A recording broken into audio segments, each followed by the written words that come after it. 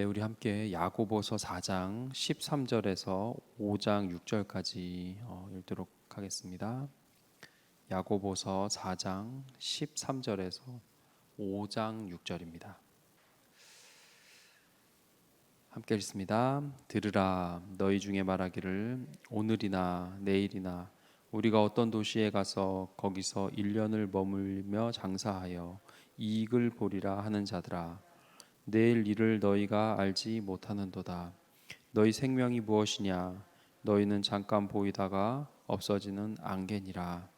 너희가 도리어 말하기를 주의 뜻이면 우리가 살기도 하고 이것이나 저것을 하리라 할 것이거늘. 이제도 너희가 허탄한 자랑을 하니 그러한 자랑은 다 악한 것이라. 그러므로 사람이 선을 행할 줄 알고도 행하지 아니하면 죄니라. 들으라, 부한 자들아, 너희에게 이 말 고생으로 말미암아 울고 통곡하라.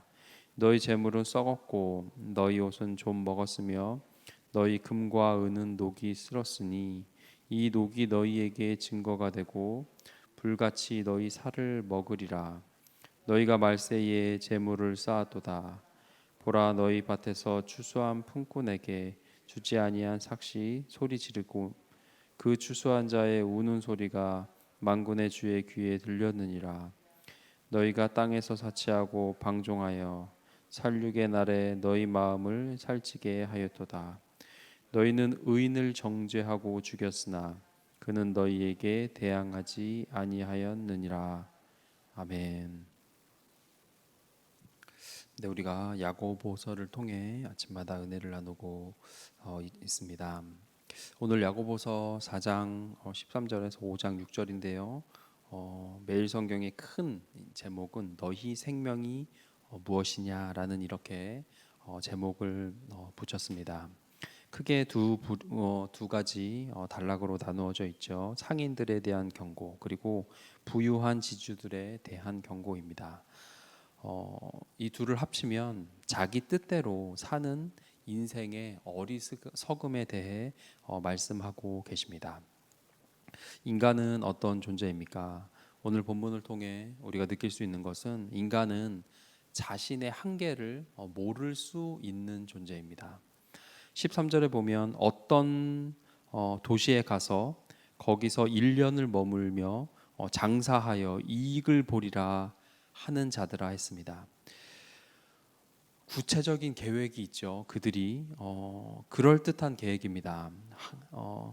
근데요, 하나님의 평가는 어떻죠? 너희가 14절에 보면 내일 일을 너희가 알지 못하는도다 했습니다.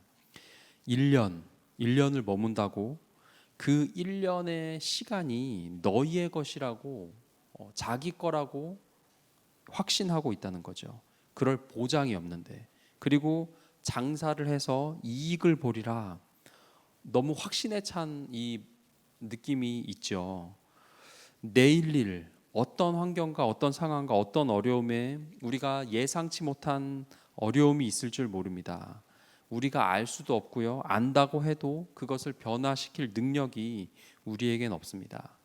또 인간은 내가 무엇을 할 수 있다고 내 통제 안에서 내가 이익을 보리라 라고 자신 있게 자신의 한계를 모르는 존재가 바로 인간이고, 그것이 사람이고, 그것이 나일 수 있습니다.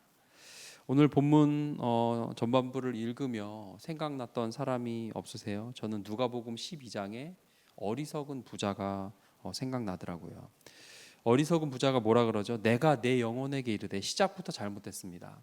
내 영혼이라 그러죠. 영혼이 내 거래요. 내 영혼. 내 게 아니죠. 내가 내 영혼에게 이르되 여러 해 쓸 물건을 많이 쌓아 두었으니 평안히 쉬고 먹고 마시고 즐거워하자. 정말 교만한 것을 넘어선 모습을 볼 수 있죠. 하나님의 평가는 뭐라 그럽니까? 어리석은 자요 합니다. 어리석은 자요. 오늘 하나님의 평가는 내일 일을 너희가 알지 못한다.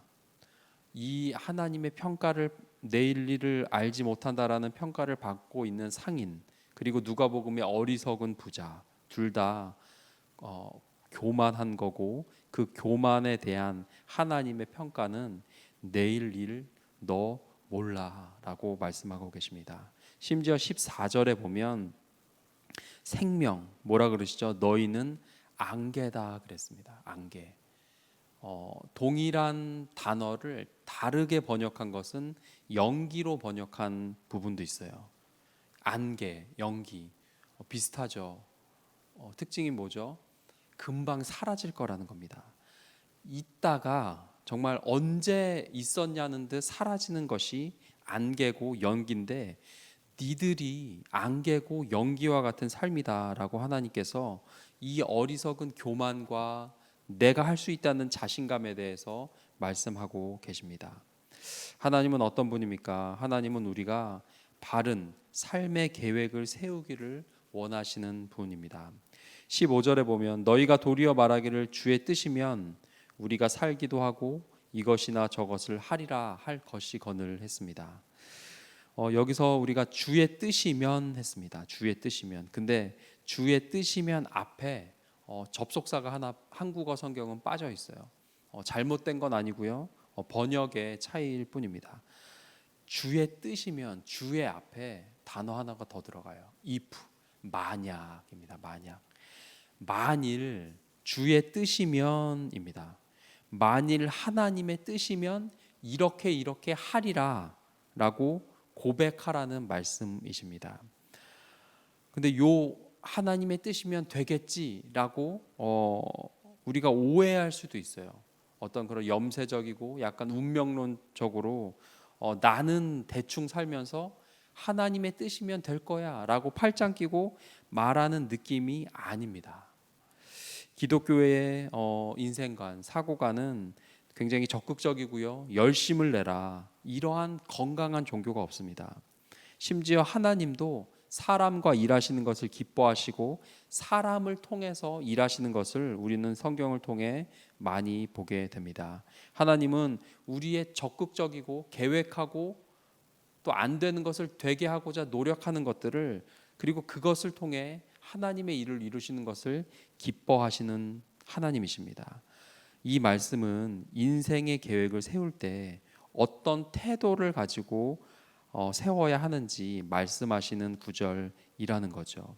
우리 삶의 모든 영역에 또 모든 되어짐들의 삶의 절대적인 주권이 바로 우리에게 나에게 있지 않고 내 통제와 내 능력에 있지 않고 하나님께 있음을 인정하고 그 일들을 계획하라는 말씀이신 겁니다. 하나님께 있는 주권을 인정하고 그것부터 시작하라는 거죠.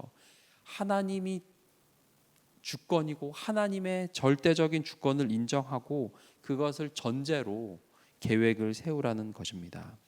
적극적으로 삶을 계획하고 추진하고 뜻을 세우고 살아가라. 하지만 그 모든 것들에 앞서서 하나님의 뜻인가를 생각하고 적용하며 살아가야 한다는 것이죠. 다른 말로 하면 괜찮은 뜻이고 괜찮은 계획일지언정 하나님의 뜻이 아니라면 때론 멈출 수 있어야 되고 수정할 수 있어야 하고 때론 과감히 포기할 수도 있어야 한다는 겁니다. 정리하면 삶의 모든 가치에 하나님이 있어야 합니다. 하나님이. 말씀 정리하겠습니다. 오늘 우리에게 허락된 이 하루에 그 계획에 하나님의 뜻이 있는지 스스로에게 묻는 기도의 시간 되셨으면 좋겠습니다. 내가 이루고자 하는 그 어떤 목적에 하나님의 나라, 하나님의 의가 있는가? if 만약 그렇다면 그렇게 하십시오. 그렇지 않다면 때론 잠깐 멈추어서 하나님의 뜻을 묻고 하나님의 의가 그 내가 이루고자 하는 것과 무슨 상관이 있는지 하나님이 기뻐하실 만한 일인지 때론 멈추어 기도하는 것도 지혜입니다. 그 계획에 내가 이루고자 하는 그 모든 것에 하나님의 기쁨이라는 가치가 있는지 스스로에게 묻고 깨어 기도하며 살아가는 겸손함이 우리 모두에게 있기를 소망합니다. 하나님은 하나님의 뜻을 묻고 하나님의 마음을 더듬어가고 또 그분께 도움을 구하는 하나님의 자녀들에게 응답하시고 도와주시고 또 길을 인도하시는 좋은 아버지 하나님이십니다. 우리 함께 기도하겠습니다. 우리 기도하실 때 주님, 제가 교만하여서 내 삶의 주인이 나인 양, 내가 모든 것을 할 수 있고 계획하고 자신하며 살고 있지는 않습니까? 나를 돌아보시는 시간 되셨으면 좋겠습니다. 우리가 모든 것에 하나님의 뜻을 구하고 묻고 모든 여정과 계획에 하나님의 의견이 어떠한지 생각하며 기도하며 묻고 살아가는, 모든 주권과 이루시는 것은 하나님께 있음을 겸손히 인정하며 살아가는 하나님의 지혜로운 자녀들 다 되게 하여 주시옵소서. 함께 기도하겠습니다.